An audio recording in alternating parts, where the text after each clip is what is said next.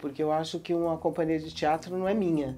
Ela é de quem chegar. Eu quero fazer a mesma coisa que o Pascoal fez. Ele me deu o grupo e foi embora fazer o que ele queria. Entendi. Então, quando eu quiser ir embora, eu vou passar o grupo para alguém, com certeza.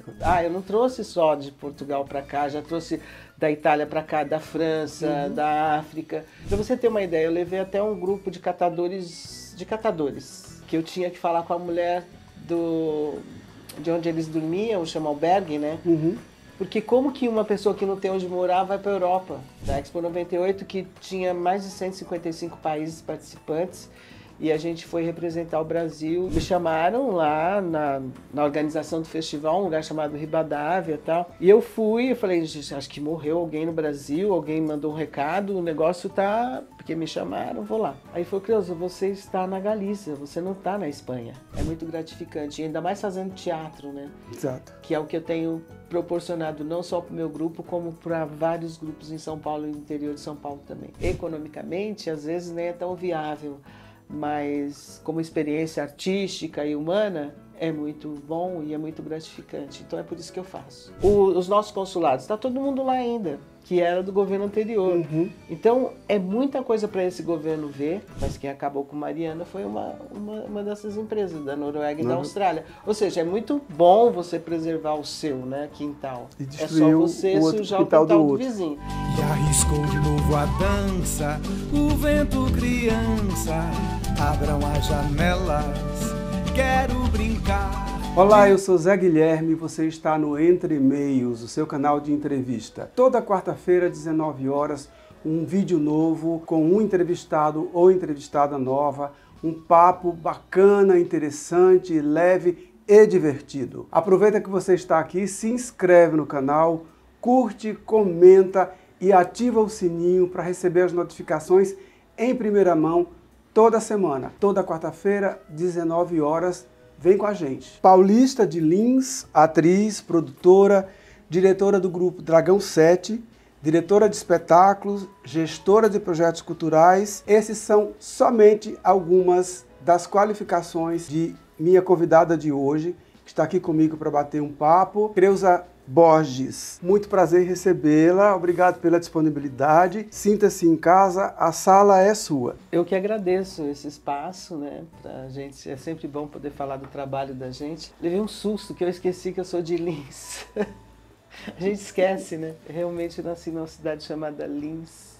que é uma cidade do interior de São Paulo, mas eu vim para o ABC Paulista muito cedo com a minha mãe e meu pai. Eu vim com 5 anos e cresci no ABC, ali do lado da Veracruz. É a divisa, São Bernardo de Diadema, né? Quase na divisa, ali, né? E os estúdios da Veracruz ficavam bem perto da minha do casa. Do lado, então você eu assistia sabia, de camarote. Mas eu não sabia. Não sabia? Não, é porque eu tenho um sonho de ser atriz desde quando eu tinha uns 6 anos. E a primeira é a casca, né? A televisão, aquilo que te atrai, né? E depois você vai conhecendo a profissão e vendo que é outra coisa. Creuza, além de ter nascido em Lins e ter vindo para o ABC, conta um pouco da tua história familiar, irmãos, pais, como é que são essas origens? Então, eu, como fui a primeira filha, né, eu sou a mais velha, meus pais saíram de Lins quando eu era pequena ainda e fomos morar em Diadema. Diadema, que é divisa com São Bernardo, como eu acabei de dizer. Tive mais 5 irmãos com o meu pai, né, e meu pai morreu muito cedo, minha mãe ficou viúva também muito cedo, com umas escadinhas assim, eu e mais 4 irmãos. E depois minha mãe teve um namoro rápido e teve um outro filho, que é o Marcos Omena, que é o rapper Dexter, hoje, que também é um artista. Eu brinco com ele que eu sou do Dragão 7 e ele é o 8º anjo. E a gente se encontrou quando ele era pequeno, depois se separou, porque ele cresceu com outra família, por condições mesmo, por falta de condições da minha mãe de criá-lo, e aí a mãe dele, a dona Marina, acabou sendo a mãe dele e criou.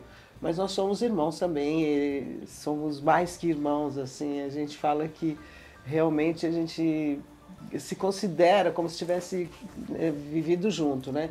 Então eu venho dessa família aí de gente humilde, que estudou pouco, teve pouco acesso, como acho que a maioria dos meus amigos dessa época e tal.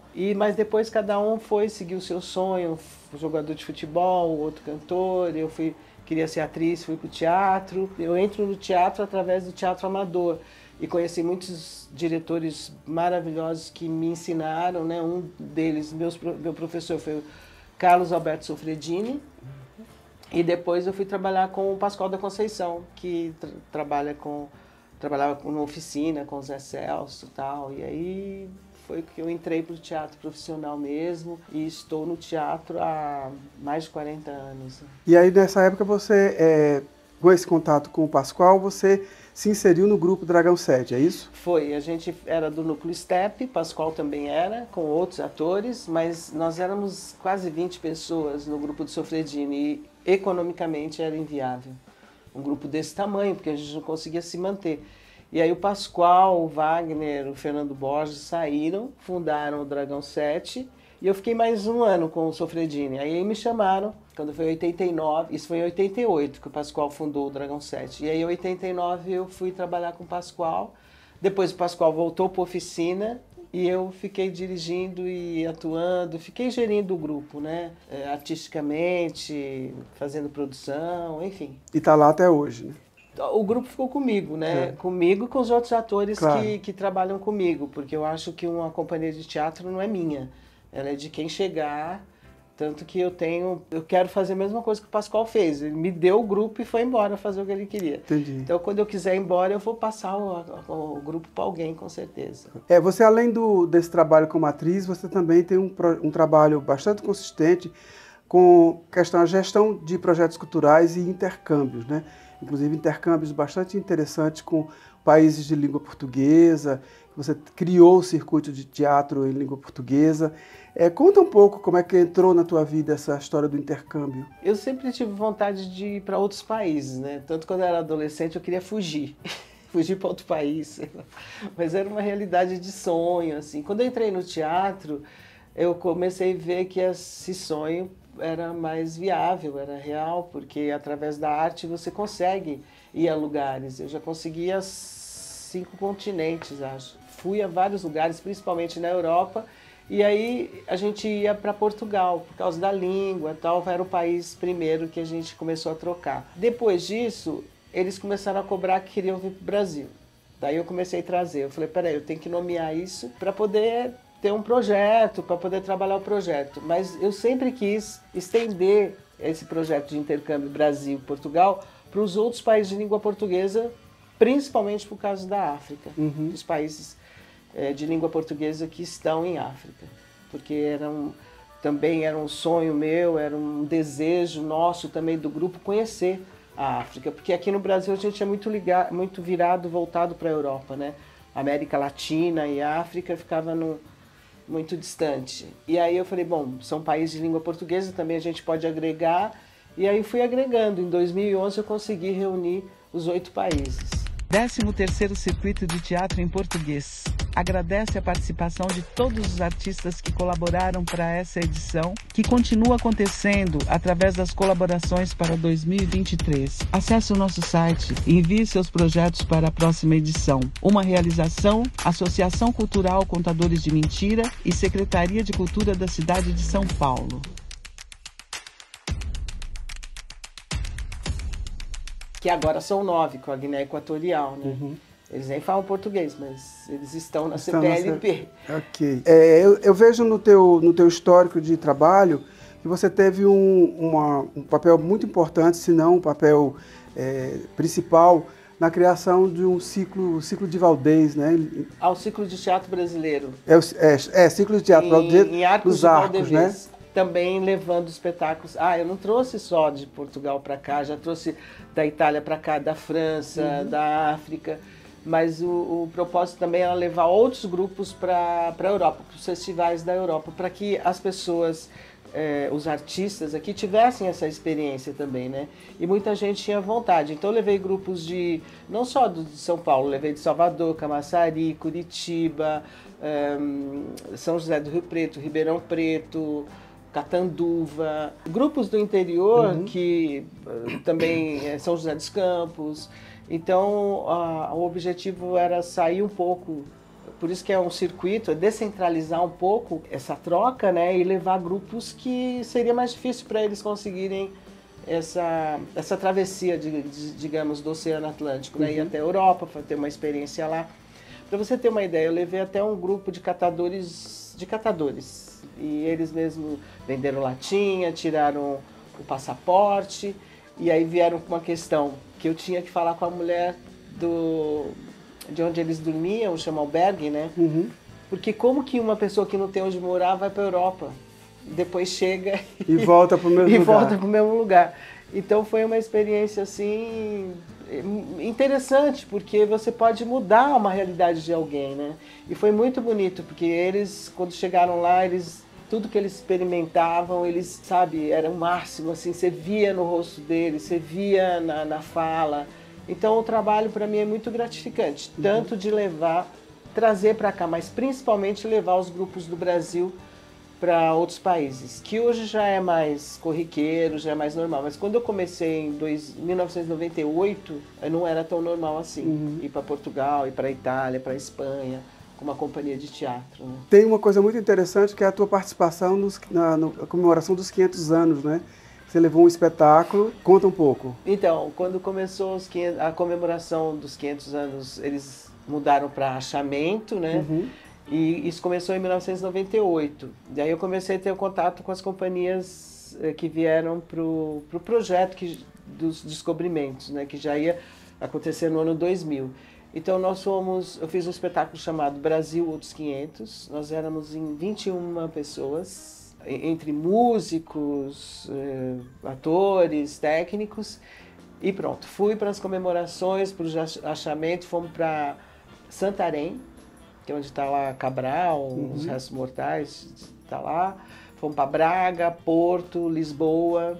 Isso no ano 2000, mas já havíamos ido em 1998, na Expo 98. Na Expo 98, que tinha mais de 155 países participantes, e a gente foi representar o Brasil, inclusive os Parlapatões também foram nessa edição, e a gente se apresentou lá para quase 1000 pessoas, num lugar que eram uns quiosques abertos que eles colocavam com um palco, e aí as pessoas iam chegando na hora. E aí tinha mais de 800 pessoas, segundo o organizador, e foi uma experiência maravilhosa. Foi a primeira nossa, assim, em Portugal. Antes disso eu tinha ido para Ribadavia, que é na Galiza, né? Que não é Espanha, só descobri quando chegou lá. Né? Eles têm uma coisa bem separatista ali, né? Nossa. Apesar de estar dentro do território, mas não é Espanha. A gente é tão ingênuo, a gente é tão indígena. É como a Catalunha, né? Também eles acham... Catalão é catalão. Eu descobri de uma maneira... Me chamaram lá na organização do festival, um lugar chamado Ribadavia e tal. E eu fui, eu falei, gente, acho que morreu alguém no Brasil, alguém mandou um recado, o negócio tá... Porque me chamaram, vou lá. Aí ele falou, Creuza, você está na Galícia, você não está na Espanha. Eu falei, oi? Eu peguei um avião para Espanha. Ele falou, sim, mas aqui não é Espanha, aqui é Galícia. E vocês colocaram a bandeira da Espanha junto com a do Brasil, você não vai poder distribuir isso daqui. Jogamos 1.500 programas no lixo. Eu só trouxe alguns para guardar pra gente, né? E para você ver como é importante a vivência, porque nós, apesar de tudo, somos 26 estados, 26, e nós temos uma única bandeira. Os estados têm suas bandeiras, mas a gente tem uma única bandeira.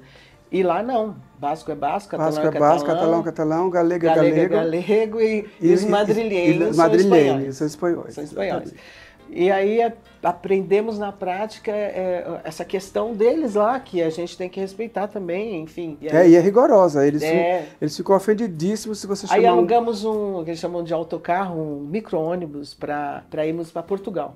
Que a gente estava na divisa ali. Quando foi ultrapassar a fronteira, o motorista parou, se benzeu e aí foi.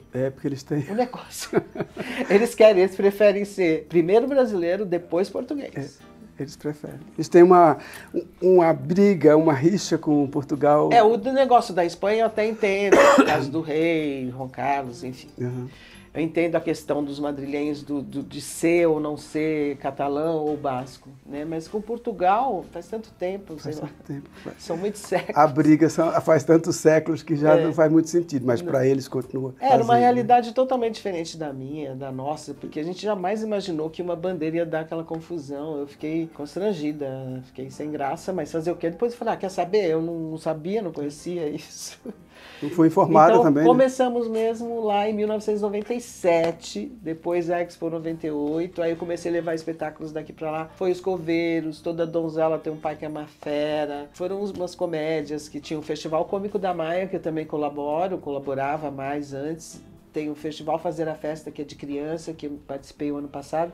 Não, 2021, que aqui estava fechado, né? E tem esse de Arcos de Valdevez, que ele criou, justamente porque todo ano os brasileiros iam, aí colocou um ciclo de teatro brasileiro, que agora a gente mudou para Luso Brasileiro, porque aí os portugueses também começaram... Também participam. Participam, ele juntou e é no norte de Portugal, perto da Galiza até. É bem divisa Arcos de Valdevez, uma cidade medieval muito interessante. Perto de Vigo já, né? Ali é 1 hora de Vigo. Geralmente... Eu fiquei em Vigo uma época que eu fiquei na casa de uns amigos lá que moram durante uns 10 dias, mas fiquei só por ali, conhecendo a Galícia, até porque eles eram bem bairristas. É bonito ali. Aí eu vou para Madrid. Não, espera um pouco mais, a gente vai para Madrid agora não. Então era bem interessante, até eu entender por que era... E fica perto de Santiago de Compostela, eu fui a Santiago. Que a gente se apresentou. Eu também fui a Santiago, que foi uma experiência muito, assim, também significativa para mim. Enfim, tudo, né? Uma viagem é uma viagem. Uma viagem é você ler um livro também, mas quando você vai na viagem é muito gratificante. E ainda mais fazendo teatro, né? Exato. Que é o que eu tenho proporcionado não só para o meu grupo, como para vários grupos em São Paulo e no interior de São Paulo também. Estava falando até agora com a Verbena, isso economicamente às vezes nem é tão viável, mas como experiência artística e humana é muito bom e é muito gratificante. Então é por isso que eu faço. Eu estive vendo nas pesquisas que eu fiz, que são 19 anos já, né, do ciclo. Esse ano vai ser o 20º. Quase 20, já. 450 espetáculos, até onde eu pesquisei, né? 80 oficinas, 40 seminários, 90 mil pessoas que já viram todo esse trabalho. Ufa! Deve dar trabalho para botar isso para funcionar, não? Nossa, eu vou fazer um livro, né, agora. Vou começar a fazer esse livro de registro, né? Não é um livro, assim, autobiográfico, nada disso, mas um livro sobre o festival, sobre o grupo, sobre o que a gente fez, os grupos que nós levamos, que a gente trouxe. O festival também está no meio de tudo isso. Foi muita coisa. O circuito atualmente está em que edição? A gente acabou de fazer a 13ª, que é essa daqui. 13ª edição. E agora, em novembro, tem que acontecer a 14ª, vamos ver, que é o 20º ano. Porque a gente pulou desde 2019, que não conseguiu apoio, 2020, aí já começou a pandemia, 21, 22 também não foi viável, e aí retomei agora. Não, eu retomei no final de 2022, só que eu fiz em 2 etapas. Terminei agora 2023. Por conta de vistos, também tem muitas coisas que envolvem um encontro como este, né? Porque a gente, apesar de ser da CPLP, a gente precisa tirar visto para ir e vir. Sim. E 2 grupos da África não conseguiram, eu tive que estender para agora, terminar agora em março. Mas foi tudo bem, terminei a programação e agora já estou preparando a 14ª. Tá, e quais são os planos da 14ª?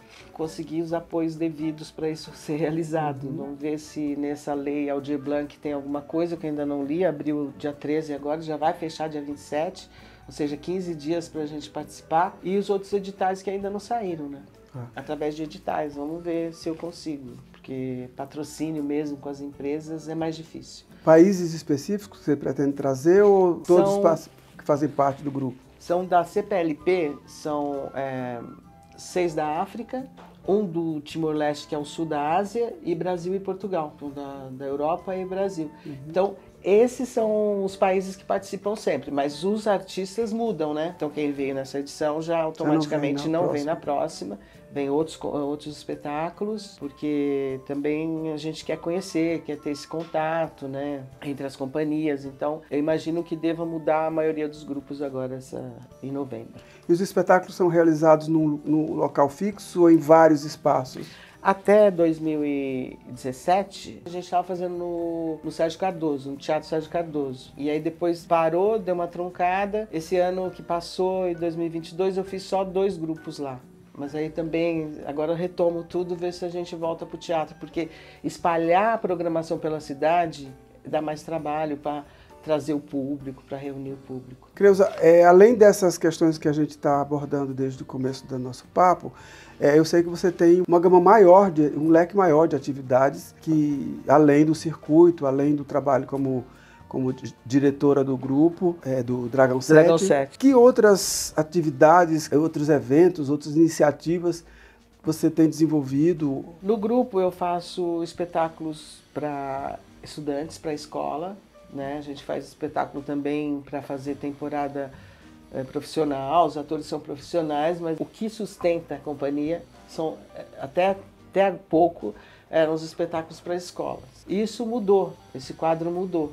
E depois veio a pandemia, então agora a gente tem planos do novo espetáculo que se chama Sete, que é um espetáculo que a gente levantou durante a pandemia que não estreou. Sete, porque são 7 orixás em cena. Orixás, a gente fala das religiões de matrizes africanas, a gente traz as entidades em cena para contracenar com a história de hoje, com o cenário de hoje, o que está acontecendo hoje, em termos de racismo, nazismo, fascismo.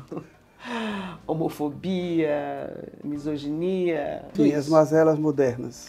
Exatamente. E quem vem dar uma virada nisso são as entidades do candomblé, do qual eu também tenho uma ligação muito forte com os povos originários da África e do Brasil, da Amazônia. Então, o espetáculo que a gente criou durante a pandemia, através das plataformas, ficava cada um na sua casa e a gente foi levantando o texto, as questões, discutindo, chamando pessoas para falar sobre racismo, sobre os povos originários, sobre o que está acontecendo na Amazônia, sobre o que acontece em África. Então fizemos várias oficinas, né, workshop, digamos assim, encontros, né, pela plataforma, e depois juntamos, fizemos o texto e agora tem que levantar a peça. Então tem esse espetáculo novo para estrear e a gente faz um espetáculo de teatro para criança, para bebês, que é o Portal Encantado, e tem o de palhaço para criança, que é Pés na Estrada. Então faz um trabalho de formação, a gente faz oficinas também, tem a Casa do Dragão, que é lá no Ipiranga, que a gente construiu uma sala de ensaio. De novo, quando começou a pandemia, a sala ficou pronta e teve que fechar. Então agora eu chamo de renascimento, né? Eu acho que o país também tá nesse renascimento, tá indo para o renascimento. Então a gente vai ter que retomar muita coisa, limpar muita coisa. Estou nessa, assim, junto com a história desse momento que a gente está, nesse movimento que tá uma loucura também. A gente faz muita coisa, né? Tem atores que trabalham comigo que faz dublagem, faz outros espetáculos, só assim para a gente se manter, porque a gente vive da bilheteria. Sem dúvida. O que você tem achado desse novo momento que a gente está vivendo? A gente agora voltou a ter o Ministério da Cultura, a gente tem uma ministra que é uma pessoa muito envolvida com as questões culturais e de alguma forma muito especificamente com as questões relacionadas com a negritude, porque é uma negra, de origem baiana, que tem todo o envolvimento com as questões de raça negra, mas ao mesmo tempo a gente vê uma expectativa muito exacerbada do mercado sobre essa nova construção, essa reconstrução do Ministério da Cultura. O que é que eu quero dizer com isso? Eu tenho visto desde janeiro, depois que o presidente Lula tomou posse, as pessoas com muita ansiedade, agora vai, como se tudo fosse acontecer nos próximos 10 minutos. Até o terceiro sinal. E eu acho que as coisas, a gente tem que ter um pouco de parcimônia.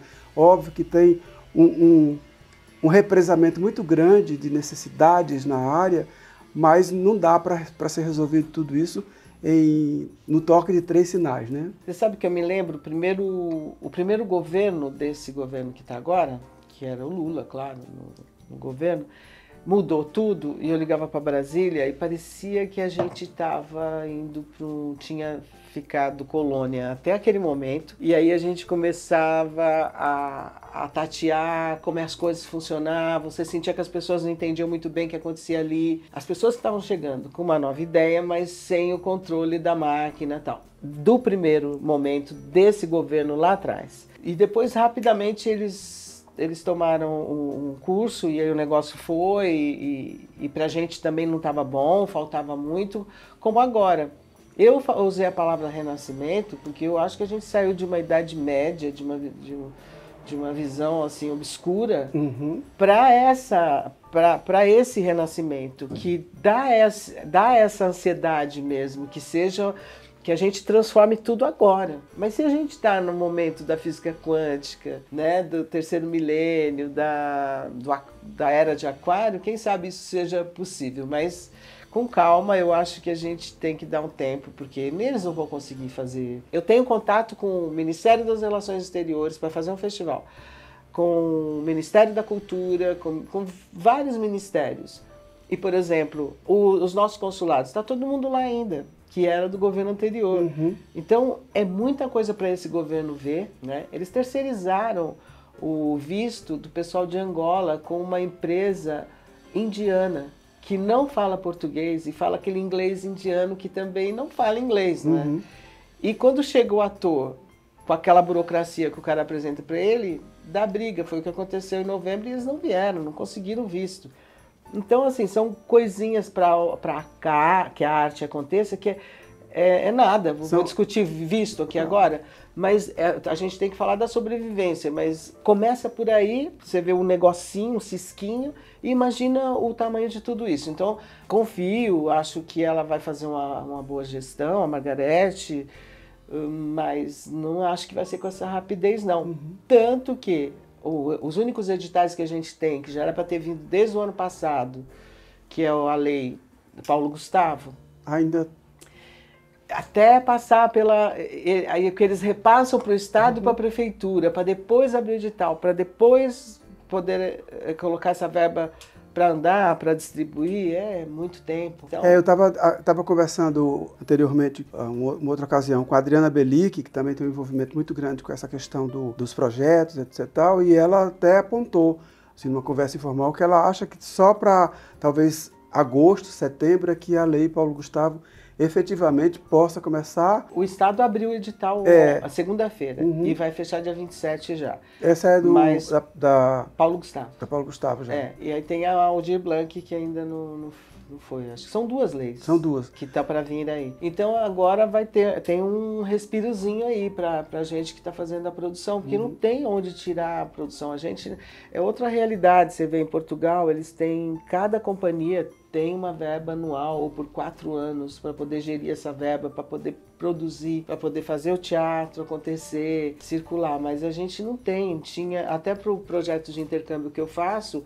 O nosso projeto de intercâmbio está parado já há 6 anos, que é quando o governo federal, a gente em posse de um convite para ir para os festivais fora do país, para ir representar o país fora, a gente entra num processo lá de solicitação de passagem e eles nos ajudam, às vezes não com 100%, mas na maioria das vezes com 80%. Então isso possibilitava a gente de transitar mais com o nosso trabalho e que é muito importante esse contato, de você levar, de você defender, mostrar o que o seu país produz, né? Não só na área da música, eu não sei se é mais fácil, né? Não é de todo mundo, mas assim, mas na área também do teatro, na área daquela produção que a gente tem que fazer ali para depois apresentar. Então, quando você produz, como que você vive? Tem esse ato aí, né? Então, eu acho que ela tem razão. Eu acho que a gente só vai conseguir usufruir mesmo da lei lá para agosto, porque vai fechar agora, depois vão analisar, publicar, e o dinheiro sair vai ser lá para agosto, setembro. Ou seja, o ano já foi embora. O ano já foi embora, já vai estar véspera de Natal, já preparando para o Carnaval, né? Porque nesse país funciona assim, né? Chega final do ano, Natal, a gente já começa a se preparar para o Carnaval. Vai Carnaval e só funciona depois do Carnaval. Aí, como teve eleição esse ano, o orçamento só funciona depois de abril. Isso. Então, digamos assim, é uma bola de neve até conseguir... A gente fica correndo atrás, como diz o outro, do rabo sempre. E eu espero que esse governo consiga reverter esse movimento. Que a gente tenha uma antecipação para que a gente possa produzir e depois, não acredito que não vai ser como o modelo da Europa, porque eles não estão aguentando mais também. Porque vão se formando novos artistas e novos grupos surgem e o governo não tem mais dinheiro para distribuir para todo mundo. Então a gente tem que encarar essa também. Então cada vez tentar mesclar e e uma coisa com a outra, uma situação com a outra. Eu não acho que a gente só vai trabalhar agora se o governo der dinheiro.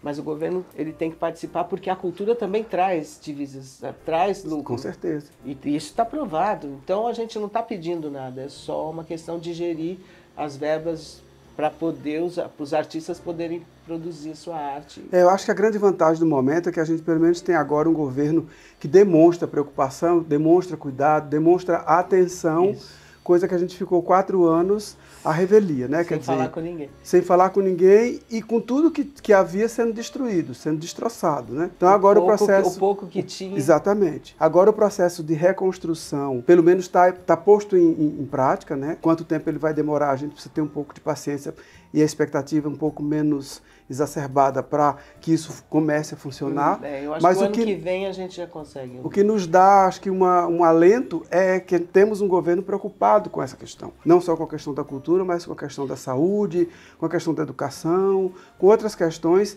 que beneficiam a arte e, por outro lado, beneficiam os menos favorecidos, né? Porque é um governo que tem uma preocupação muito forte do ponto de vista social, do ponto de vista da melhoria de vida para a população menos favorecido. Que deveria ser o pensamento de todo governo, administrador público. É incrível isso, porque você fala, você só fica falando desse governo. Não é que a gente está falando desse governo, é que esse governo está falando isso nesse momento. Porque o governo, eu ouvi uma fala ontem hoje de manhã, sobre o ouro que está nas terras dos Yanomamis e dos indígenas. Quer dizer, os povos originários da Amazônia têm sofrido o que têm sofrido por conta do que está debaixo ainda. Porque não vai ser suficiente derrubar a mata, derrubar a floresta. Porque o interesse é o que está embaixo da terra. E que não vão mexer mais. Que não vai, que aquilo ali é do dono da terra e acabou. Se tem ouro lá, porque a natureza botou lá. Não é teu, não se mete, não vai lá. Né? Ninguém está construindo nada, ninguém está produzindo nada, ninguém está impedindo alguém de produzir. Quando você tira os garimpeiros de lá, você não está tirando o trabalho do cara. Porque aquilo não é trabalho, aquilo é roubo. Aquilo é roubo.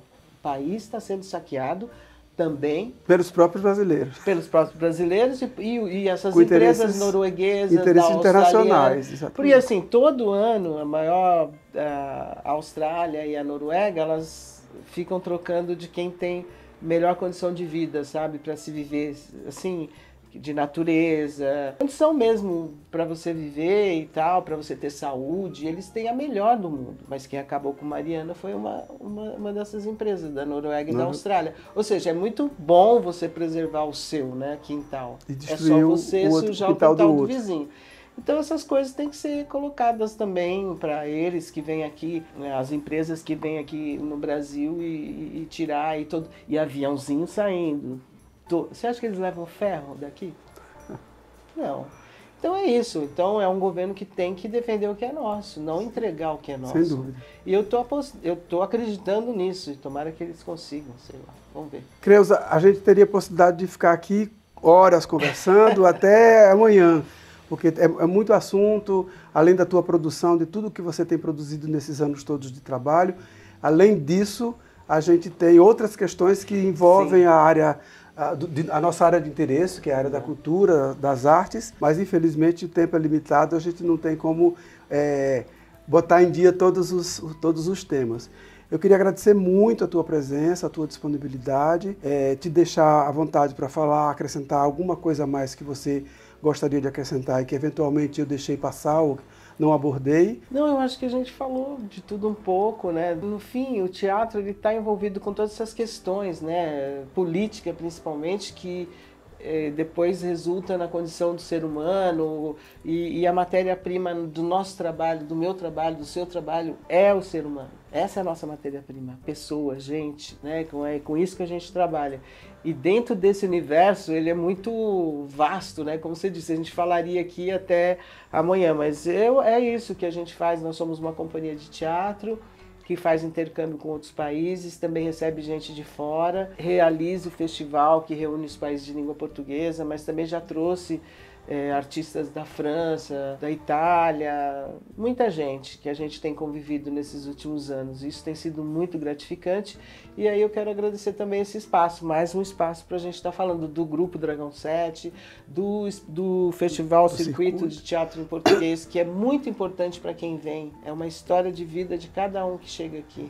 Inclusive, da próxima edição do circuito, vamos combinar com antecedência para você vir aqui contar para a gente, falar da programação, para a gente divulgar essa iniciativa tão importante e tão rica para a cultura luso-brasileira, né? Tá certo. Tá bom? Tá bom. Muito obrigado. Já que você está aqui, quero te lembrar do seguinte: toda quarta-feira às 19 horas, Entre Meios tem um novo vídeo com uma nova personalidade, falando de assuntos interessantes, um papo leve, um papo delicado, um papo divertido. Aproveita que você está aí, se inscreve no canal, curte, comenta e clica no sininho para ativar as notificações e receber tudo em primeira mão. Toda quarta-feira, 19 horas, vem com a gente.